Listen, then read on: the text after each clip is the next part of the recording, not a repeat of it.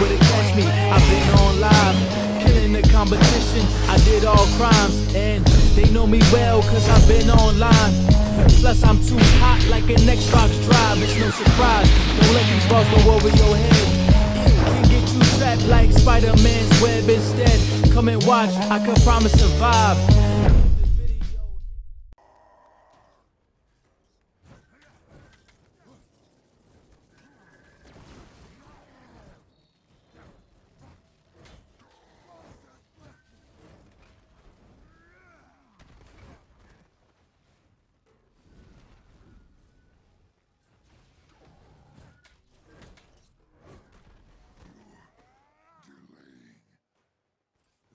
Yo, what's going on? It's your boy Wakanda Omega, and I'm back with another video. Today we got a Black Panther build. Finally was able to get one out. We will not be using the Nehanda's armor, and specifically because I think it's gonna get nerfed, right? Maybe if like it doesn't get nerfed in the next week, I'll drop a video on it. But the Nehanda's, that's a build in itself. It's the armor is its own build. It's absolutely OP. But I wanted to make a build without it. That way, there's kind of no people aren't lost whenever the Nehanda build or the Nehanda piece of gear, ceases to be what it is. So first off, this is a ranged, as I like to say, T'Chaka build, right? And so what I got going on, obviously, we'll go straight here, the blue ISO 8s, right? I have two, and unfortunately, both of the secondary power is increased mid-air melee combos. What I'm going to do is I'm going to keep looking to find something better than that. That doesn't really benefit me at all. What I'm rocking over here on the artifact is the Sacred Norn, Stone of Lethal Will. This is super dope for really any Black Panther build. That damage boost is nice. It's really really crisp. Now the artifacts are out the way. My gear piece. So I have lightweight empowerment claws. Really, I have this for the plasma damage and the signature attacks. The lightweight combo finisher grants intrinsic burst is also really good. But yeah, I needed that plasma so that I could pair it with this, which is really the mainstay of my build. The Sheath of the Ancestors, I got this in a priority mission, and I'm actually trying to get two more ancestor pieces for my melee build.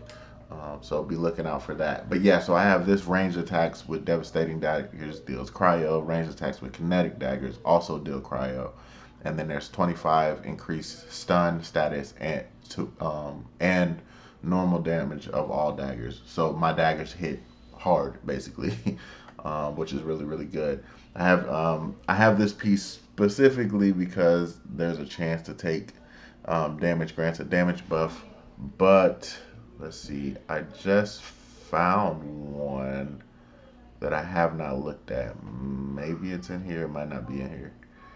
Oh, here we go. Which gives me 10 more precision. So this is what I probably would be, I might change it out. I still don't know yet, right? But pretty much I have it for the damage buff. I get my damage buff, and then if I have my intrinsic, I pop my intrinsic. Then I pop, I bring out Bast, and then I just start throwing. And then this last piece, summon an additional Spectral Wakandan Warrior when using Adored Ones, Specialization of Bast Chosen. That doesn't really matter to me so much, but I can definitely use it if I need it. Enemies hit with King Mercy will generate Intrinsic Orb. That just helps me get my intrinsic meter up. And then the 16 attacks doesn't matter for me, right? But I really have this here for precision. That's about it, right? This number right here. I needed that number right here. So this is my build. Absolutely shreds. It's really fun to run. Let's go and show you the skills. So here I have Kimono beast that targets enemies will periodically release a small burst of energy, just a little something. Increase the, excuse me, sorry. After kimono beads acquire an enemy target, you can press the side button to detonate, which I do.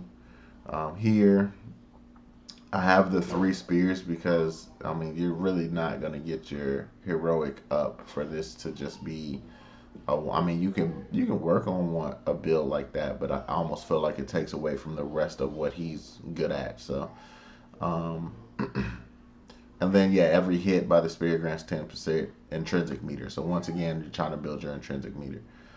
Um, yeah, I got Panther's Roar.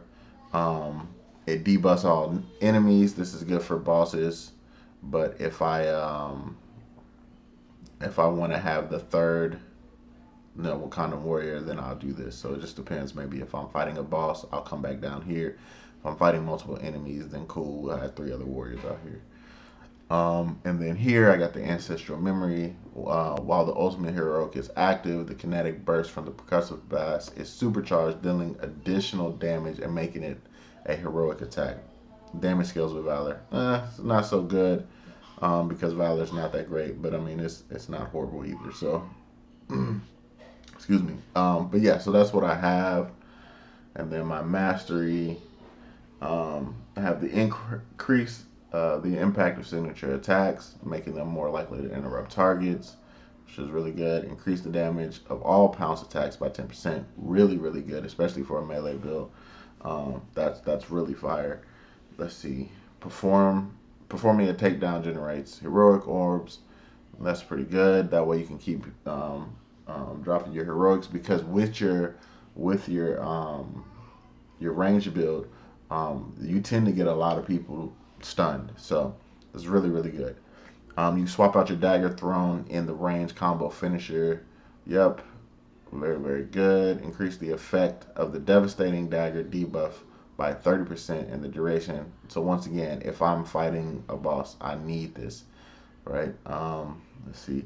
Increase the critical attack damage dealt from all daggers by 10%. Here we have reduced the amount of damage taken from attack based on the amount of intrinsic energy stored to the maximum by 10%.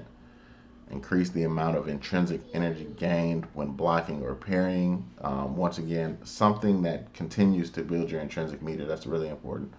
Increase the damage dealt by heavy intrinsic attacks by 10%, which will also, if you run your intrinsic and pop it, then this is also added to your daggers. Yeah, increase the damage of the kinetic burst from percussive blast. Increase the critical attack chance by 10% and critical attack damage by 10% during the overcharge buff.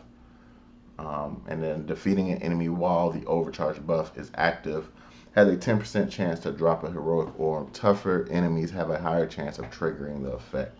So yeah, this is what I have so far. I haven't tapped into the champions side yet, but I will be soon.